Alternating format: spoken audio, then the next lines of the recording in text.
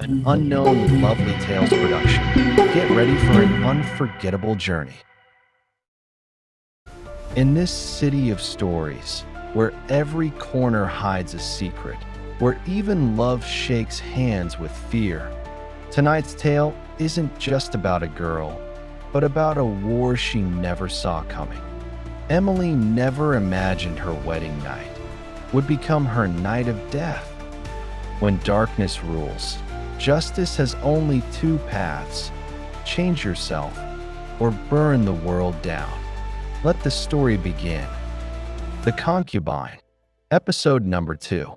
She was passing by a large hotel when she was attracted to a black car, which was very elegant. In it, there was a middle-aged man in a white suit. A policeman in uniform opened the rear door for him. He was definitely important enough to deserve to be treated like that. The moment the man got into the car, the officer replaced his place in the police jeep trailing behind, where 3 more officers were sitting with their guns. They were for sure the ones who were following him. Is there a strong enough person who can help me to get rid of the fear that Duke Malone brings to me? The thought raced in her mind. She got closer to the wide road they were on, being hesitant at first. What if I signal him? Will he even stop? She raised her hand, and when she was ready to gesture, the black Mercedes made a sharp turn right in front of her. 2 open-top jeeps were behind the Mercedes. They had 8 armed men in total. But as soon as the Mercedes came to a stop, one man jumped out and opened the rear door. Who is inside now? Maybe someone even more powerful than the man in a white suit. Her head was full of questions as she tried to sort out the status between the 2 individuals. A black trouser leg emerged. A shiny boot was seen.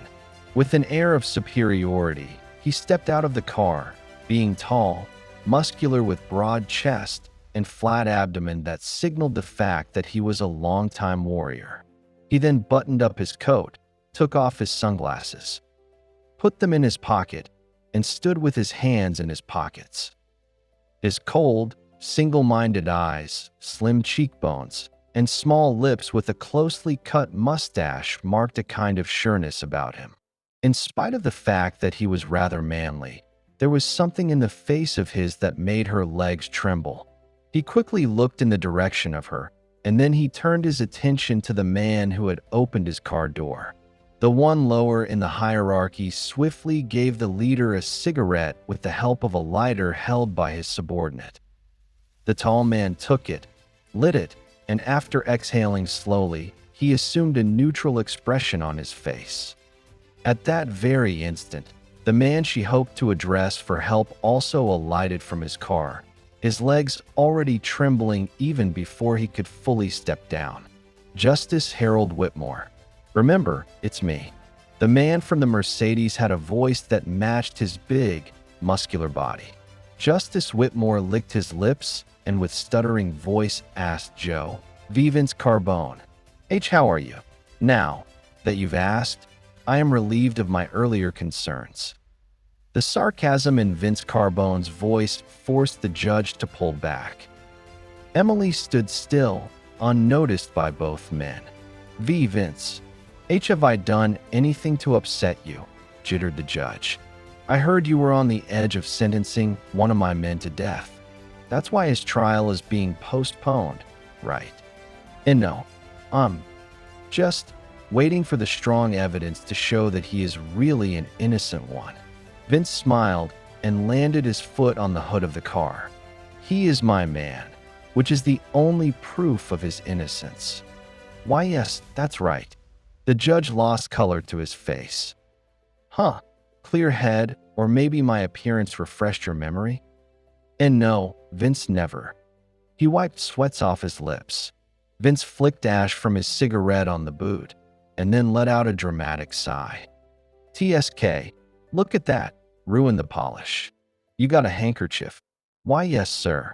The judge hurriedly cleaned Vince's boot, and his countenance expressed only shame. Vince smiled. The day after tomorrow, I will be hosting a party at my estate to welcome my fellow. You had better attend it, you hear? Definitely, I will be there. I am not going to risk it. Judge said in a weakly. Vince turned towards the car, but he looked at Emily again and asked, "That girl, your daughter?"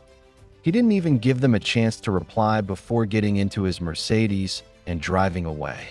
The car door was shut extremely briskly while the convoy was already going away.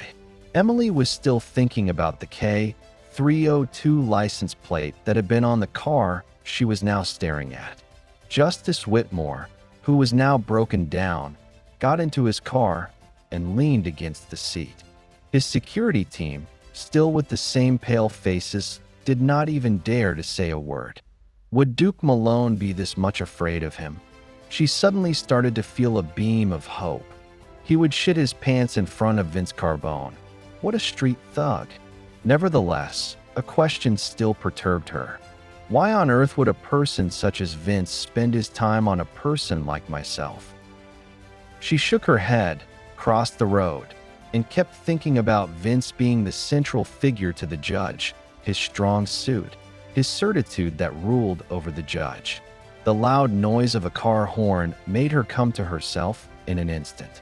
She found out that the car was very close to her. She had been lost in thoughts. She was actually standing on the road. She immediately backed to the sidewalk. She made herself concentrate. Vince Carbone was her dream prince. Like in fairy tales, a powerful, untouchable person who was a mile away from her. He presented her with an irresistible figure, exactly as if he had been a conquering prince returning home victorious. The whole city burst out to see him, eager to shake his hand, while she merely stood at the margins, a face in the crowd peering through people with eyes that sought him in vain. Schools and colleges had dismissed, and children of all grades flocked into cabs, buses, and vans, their delighted yells spreading through the streets. Even motorcycles and cars were filled with students. She felt like going home, but her stomach gnawed at her. A nearby park caught her eye, and she dragged her tired legs toward it. After a long walk, fatigue weighed her down like countless pounds.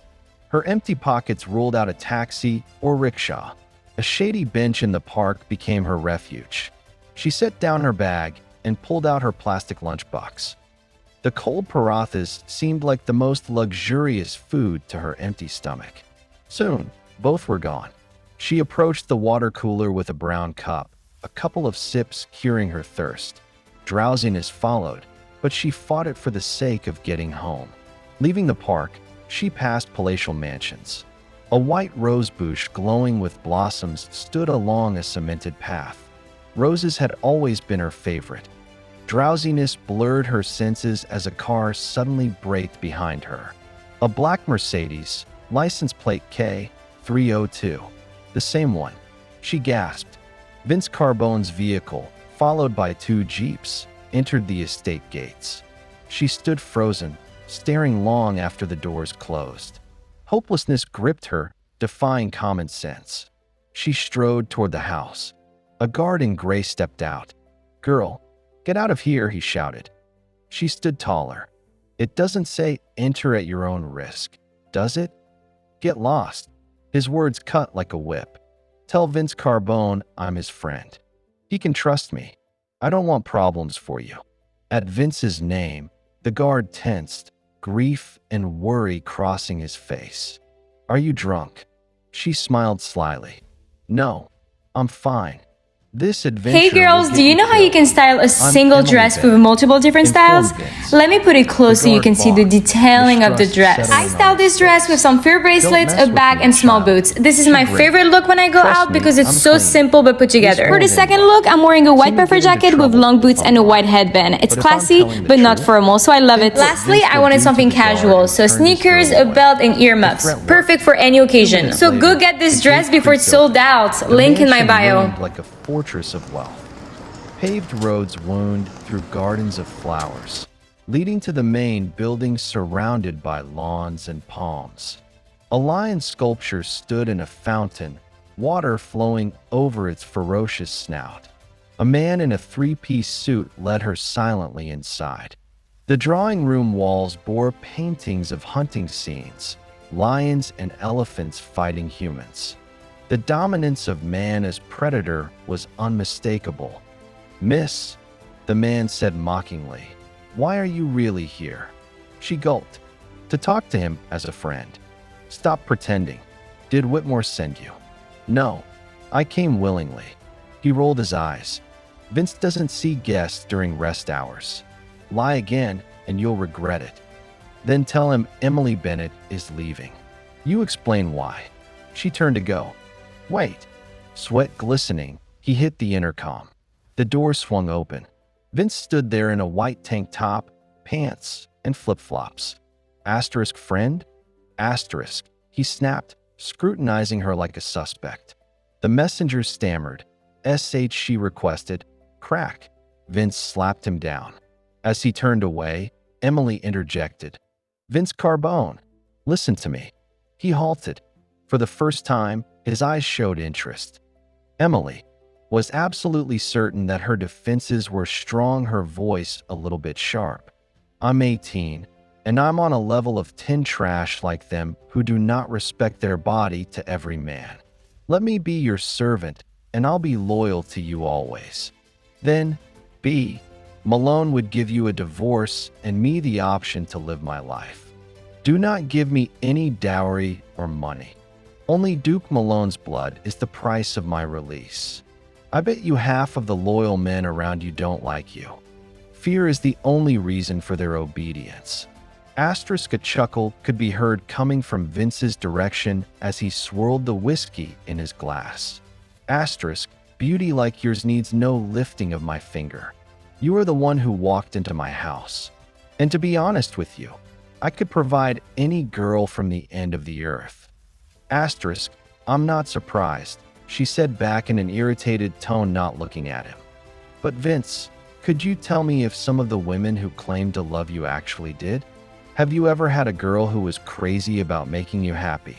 Asterisk, asterisk, "That's enough." Asterisk, he smirked. Asterisk, "You think that any man would not kill to have your body, whereas I give myself only 1 hour." Asterisk, "I am unshakable in my decision." Emily swore. Asterisk, "When then?" She replied, asterisk, "Tomorrow. I'll wait at home for you in the attire of your bride, and then you'll marry me. I'll then go with you." Asterisk, asterisk, "A wedding?" Asterisk, Vince raised an eyebrow and smiled. Asterisk, "Do you think it's necessary?" Asterisk, there was no reason for him to be negotiating with this girl. For him, women were in abundance always. Asterisk, "Yeah, just unite me with you. That's all. No more." She appeared to breathe heavily in between. He recited the number to her. Asterisk, "Contact me if necessary." Asterisk, she remembered the contact, got up, and told him before departing, asterisk, "Just consider this. I'll be the one who'll kill Duke Malinel." Asterisk, asterisk, "Have you ever killed an animal before?" Asterisk, Vince ridiculed, straightening up. Asterisk, "No." Asterisk, she held her head high. "It's not going to be you. I'll do Duke's job first. Moreover, the wife of Vince Carbone should have at least 1 kill on her resume." Asterisk, for some reason, he found himself laughing out loud. It felt so good to Emily that he could not hide his smile. Asterisk, "Come on. Tomorrow." Asterisk, he said as he was walking away. She looked at him with anger in her eyes. The same furious servant from earlier blocked her path. Asterisk, "Liar. You made me take the fall." Asterisk, she grinned. Asterisk, "What lie? Vince and I just talked." Asterisk, asterisk, "Then why'd he slap me?" Asterisk, she answered. Asterisk, "Because of your disrespectful behavior." Asterisk, she walked past him with a breeze. Asterisk, "Now bring me a car." Asterisk, "I don't take orders for that service," he mocked. She taunted. Asterisk, "Shall I ask Vince?" Asterisk, she turned back toward him. "Wait," he called a driver, his teeth clenching. "I'll send you home, you little." A Toyota car pulled over a few minutes later. Emily let herself down onto the leather seat. almost melted into it with the luxury that she felt. For the first time, life seemed to be acceptable. She had the driver let her off one block before her shack, so Duke's men wouldn't recognize her and report her to their boss. Sarah Bennett paced around in their small kitchen. Asterisk, where were you? Asterisk, she demanded as Emily entered. Asterisk, are you far enough away that the way back is impossible? Asterisk, Sarah asked, holding Emily's shoulders. Which of the two dreamers that give their best is the better dreamer? Asterisk, it's true. Emily nodded. Asterisk, I've been asking myself that question over and over for the past few days. Asterisk, but what exactly are we supposed to sacrifice here? Asterisk, I think they know, Emily said. Asterisk, I've already found myself a husband and the deal is made. Asterisk, Sarah turned dead white. You are not talking rationally. Emily, please tell me the truth. Asterisk, Maddox could get anyone to serve boneless chickens in the mud as they entered the salon. Asterisk, but he is no different. He will use you and throw you away. Asterisk, who cares then? Asterisk, Emily was obviously overwhelmed by emotion. Asterisk, I don't care about such a short-sighted issue as my romantic relationship. With Vince being the only option to avenging your son, I have witnessed the death of Michael. I would need my forgiveness for it. Asterisk, Sarah hesitated. Tears welled up in her eyes, wondering how she could ever let such a thing happen after her son. God, please help us, she whispered. Asterisk, indeed, he has done what was necessary so far. Asterisk, Emily wrapped her arms around her. Asterisk, for tomorrow, Vince Carbone, a razzler worth $1 million, will be my husband. Asterisk, one Sunday, Emily chose to roam around the streets of Blackwater instead of attending school. The girl was with her mother, who got sick weeping and seen by Pastor Jacob Reynolds. He was pitiable with his eyes sunk in and face strained. Though surprised and upset, Margaret, the pastor's wife, when she observed the mother-daughter team, the man himself greeted them warmly. Please, sister, have a seat, he said, laying a soft hand on Emily's head. Turning to his wife, said, Margaret, could you make some tea? We've just drunk tea, Pastor, Sarah answered courteously. Her husband chuckled. Oh, well then I will have some of it, and you, sister, can join me. By the way, I am sorry, but my wife has already stormed into the kitchen to prepare the meal without you. He said Sarah might nod. So, you've decided to leave for good? Sarah asked with sorrow in her voice. I have no choice, sister, the pastor returned. We can't expect people to support a girl when, being divinely accountable, they don't even stand in formation. You're right, you pastor, Sarah easily admitted. But the problem is that there's no good place for this kind of unrest. This is what we, the people of Blackwater, have created because of our division. If we stood together, would the town still be the same? There are no clean water, falling roads, continual power cuts, and the streets are tankster patrolled in the city. Unity is the only way to solve these and other problems. But we are just the escapee flock, each running for life. But we don't behave like the animals, sister. Pastor Reynolds reminded his sister. We are human beings, God's noblest creation. Sheep suffice it were they even interested. We lack an excuse. What right have our brothers to violate us? Pastor, let's not talk about this sad matter. Gloom won't come alone and will be a catalyst for change. The decision has already been made, the pastor gloomily stated. And, to tell you the truth, I am not the one who is saying it. What is that for a compulsion? The approach we found should be the solution. What approach? The pastor's voice was full of hope. Sarah responded calmly. Emily's marriage is for the afternoon, and we are to organize her send-off today. To whom? And for so long. What about that devil Duke? Pastor, don't worry. Everything is in its place, Emily said with a barely audible voice. I just want you to be my officiant. I'm a weak man, Child, the pastor sighed. It would have been an honor to conduct my own daughter's wedding, but I can't ignore Duke's threats. The truth is, he's the one dictating my leaving the town. I don't want my helplessness to become a laughingstock. I've hidden the real reason for that. Emily's voice became harsh. Pastor, I assure you that no one will dare touch you. If you're made to leave, today will be the end of it. How can this be done? Do not worry. The details are my concern, Emily said. Certainly, Duke has forbidden you from helping us, but he has not given any instructions not to say the ceremony. Right at that moment, Margaret came back with the tea and overheard the whole conversation. Sarah, she said in a sharp tone, it is better you do not involve us in your troubles. We have already been disturbed because of our help. You have been so faithful to us, Sarah confessed. But, I promise, Pastor won't be in any danger today. No, sister, get another one to perform the ceremony, snapped Margaret. Enough, Margaret, the pastor intervened. Life is in God's hands, and only He decides when and how it is going to end. Stay out of this, Margaret hissed. This is exactly all your holy missions have led to. I am not going to let shame violate us off next.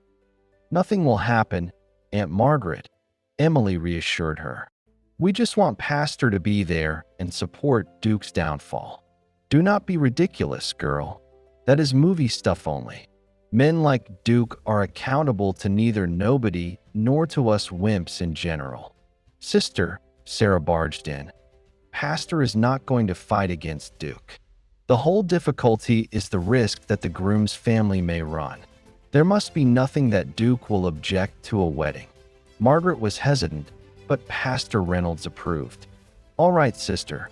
I will be there right after the service in the afternoon if you want it that way. May God bless you, Pastor, Sarah thanked. Emily was too happy. She could not wait any longer to see Duke dead. Margaret kept silent and yieldined, seeing a thug there loitering next to the spot of the incident. Emily said one of the Duke's men spotted her and was pointing to the area. She called the prank connected with Duke. Let go away my wedding music. The sinister Who and his thugs are specially invited. The thug laughingly shouted to their retreating figures. You would have to persuade me not to attend, ma'am. Emily did not look back. The Lady Sarah Bennet on arrival home had her daughter Emily's wedding all ready with no time wasted, and so her kind invitation to even the whole neighborhood guaranteed her the privilege. The more people got the news, the more the looks of astonishment were seen on their faces. In fact, everyone else was on the edge of the seat to hear the unknown details. But Sarah was only talked to and smiled at rest. God's justice is neither fast nor slow, but it is keen-eyed. Emily was found in the house, sitting in a despaired mood. The act of getting married meant to separate with the girl forever, and this was a difficult time for any girl. Not even the love-mutual relationships could dry her tears, but the cause of the tears was different. Emily was in big trouble since she had astonished her parents by confronting her brother's killer. Who was to know how Vince Carbone would treat her? It was odd that Sarah was not worried about Vince. The fact that sometimes she did, like any girl on the verge of womanhood, hope to meet a prince, but later to know that Duke Malone has ruined her vision of life. However, it was replaced by dreams of fire and blood. Curious that if she had really seen him in her dreams or not. Sarah sat beside her. We can't do anything now. We've launched the arrow. What is left is the outcome. Emily pressed her mother's hand to her lips. Mama, it's not my decision that troubles me. It's parting with you. You'll be just across the town. I'll be coming by every day to visit you. No. Emily shook her head. You will never go there to meet me. It will be me who comes to see you when I can. Why? Sarah asked her, surprised. Did your husband order you to do that? No. Emily shook her head again. It's my belief. Please, don't worry. I'll come whenever my heart is yearning for you. Sarah teased. Are you saying you'll not miss me enough to want me there? How could you say this? Emily protested. Just laugh. Likening gratifies. Sarah kissed her between her eyes. The knock at the door interrupted them. Emily's cousins, Shazia and Nazia, burst into the house, still in their school uniforms. The news of the engagement had reached them, and they had run over hastily. Sarah asked for their forgiveness, and thus let them in while the girls showered Emily with questions. About Duke, all the inhabitants of the town are already informed, so what surprised them is to hear that Emily had managed to evade his threats. Emily lifted her head.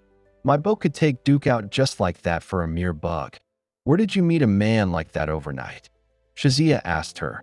Before Emily could answer, another friend, Salma, came in, breathless with disbelief. Emily smiled at their astonishment. It is often said that marriages are made in heaven and that whenever God gives, the roof is torn off. Enough of that. No more proverbs. Tell us the details. Nazia demanded. Emily giggled. Vince Carbon, 6 feet 2. Like a bull, he was built. He had a broad chest, golden skin color, eyes as hypnotic as they may be called. He is an own with business, mansions, and cars. No in-law drama. What else do you need? Salma snorted. God's making fun of you. He is surely going to ask you about this. 3 more friends joined later. The noise in the room had moved from the ideas on how the bride wanted to be dressed at sea. Emily initially abstained from it, only to have her regret, and thereafter, she changed her attitude. The bridal adornment was a custom supposed to be traditionally done and even a religious recommendation. But also, this was her way to say to Vince thank you for keeping the promise. The dress value was the dream she was fulfilling in return. If he had kept his side of the deal, she would keep hers. She had no makeup to put on. At most, she would just oil and brush her hair to make it neat. Beauty doesn't need any extra touch. But it was her wedding. Her disarray was noticed by her friends. Instead of singing out her mother to move from her usual seat to beautifying her with makeup mask, Salma rather brought her the makeup. Recently, especially girls from rich families have too been attending enough to stock a salon. Yet it is the poor ones who start saving for their daughter's dowry since birth. One of the things Sarah had to get was a few pieces of jewelry and some nice clothes to go with, not forgetting the red outfit now being transformed into bridal wear. The venue of the ceremony was to be at their humble 2 rooms, 12 Marla home, which included a veranda and a courtyard. If it was not for a money issue, Sarah could have added more rooms. She brought folding screens from her neighbors for separating boys from girls and cots from her neighbors. A few brave men had gathered in the courtyard, despite the fact that Duke's shadow was still hanging over them. His lackeys were outside. They were likely laying in waiting for the groom's party. At the call to the afternoon prayer, some men left for the Blackwater Community Church, while others stayed behind. Pastor Jacob Reynolds came post-prayer. Despite the community's laid-back policy concerning the gender issue, the young girl respectfully announced her arrival to the pastor. Therefore, she warmly, Sarah, welcomed him inside. He approached Emily, laying his hand on her head.